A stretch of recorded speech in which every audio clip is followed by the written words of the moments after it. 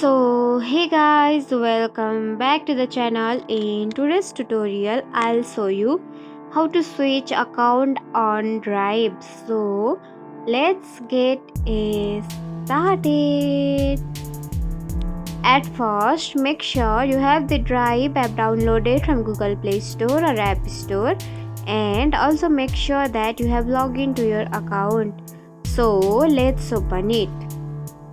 Now this is the home page of your Drive account. Now you should have to tap on your profile picture, which is available on the top right corner of your screen. So tap on it.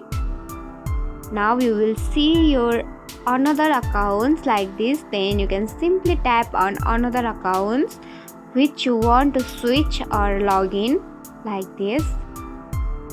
Now see, you have successfully logged into your another account.